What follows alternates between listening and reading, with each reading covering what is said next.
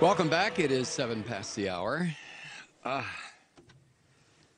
sequester. We haven't focused an awful lot on the sequester, have we? I hate that word. It sounds like something that lives in a round jar or a basket.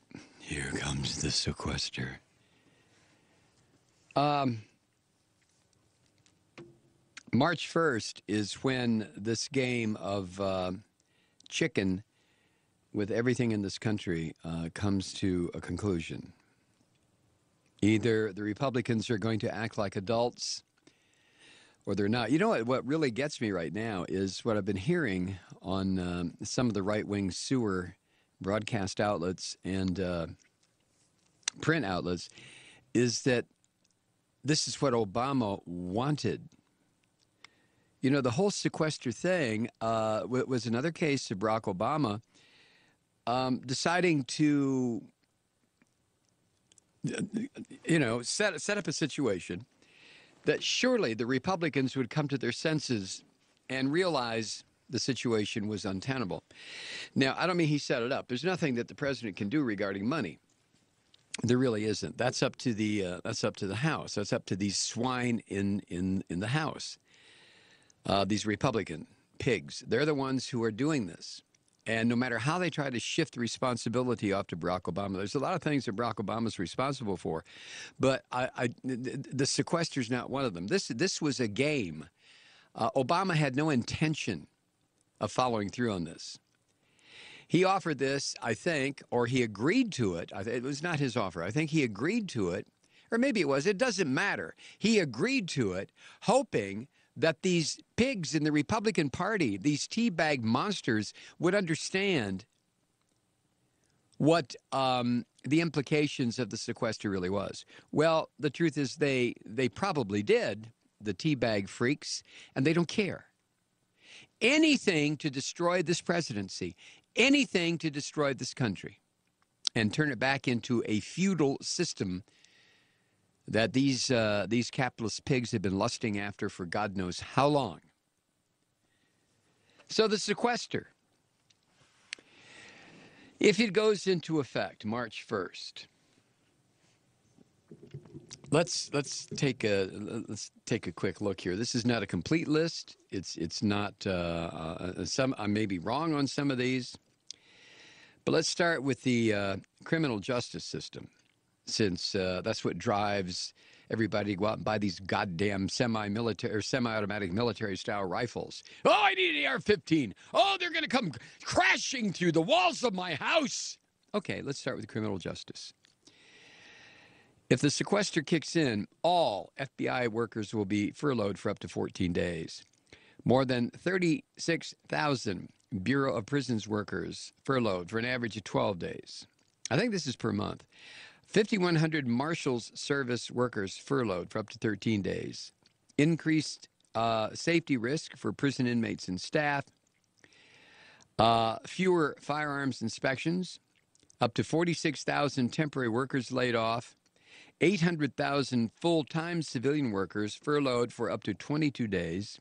This is in criminal justice. Training curtailed. Ship, aircraft, weapon systems, and facilities maintenance ended. Reduced readiness for two-thirds of active Army brigade combat teams and most Air Force flying units. Readiness is reduced. Up to 70,000 kids lose access to the Head Start programs. 14,000 teachers and staff laid off. Cuts in support for up to 1.2 million disadvantaged students. 33,000 fewer students on work study, 71,000 fewer recipients of supplemental grants like energy. Supplemental grants like food assistance and energy assistance. Now, where it concerns energy and nuclear safety, reduced oversight and audits of Energy Department nuclear facilities, delayed cleanup of Cold War nuclear weapon sites, curtailed operations of basic science labs, slowdown in development of oil, gas, and coal on federal lands and water. That might be a good thing. In terms of foreign affairs, cuts to foreign aid and humanitarian aid, reduced ability to help Americans abroad, constraints on counterterrorism efforts.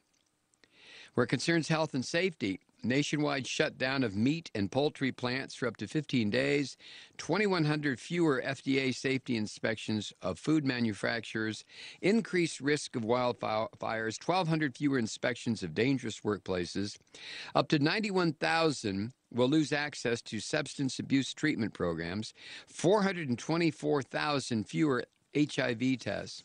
Where it concerns Homeland Security, reduced border security, scaled back cybersecurity protection, housing.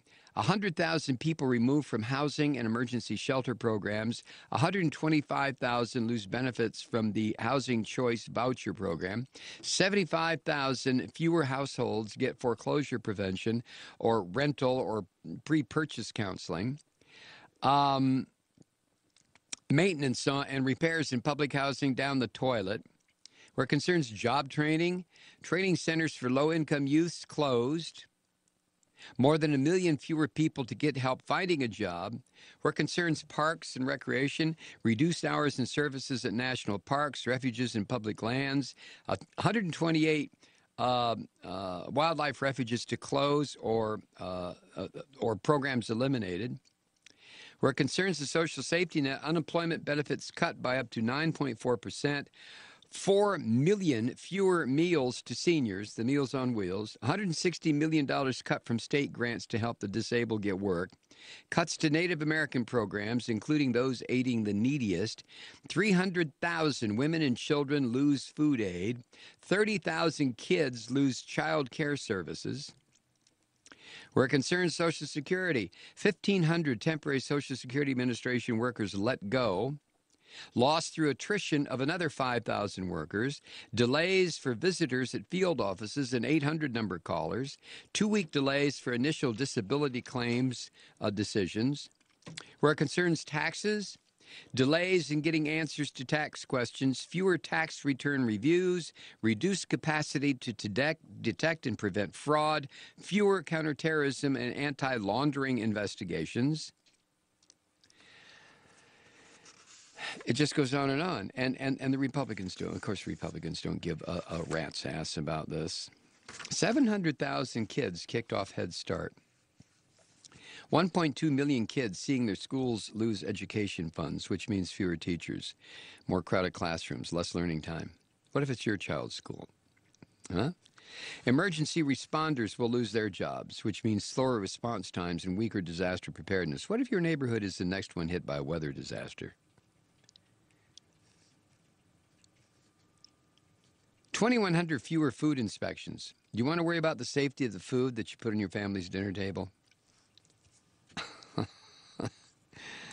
Now, instead of preventing this, the Republicans are protecting special tax breaks that let millionaires and billionaires like Warren Buffett pay lower income taxes than their secretaries. Taxpayer-financed farm subsidies, they get paid out to large corporate agribusinesses, no matter the crop yield or the business income or the business size. This is what the Republicans are protecting. Special subsidies go on for the oil and gas industry that are reaping huge profits right now. Tax loopholes will continue that encourage big corporations to ship American jobs overseas. I get so sick of this. I swear to you, I'm getting tired of living here. I really am. Aren't you?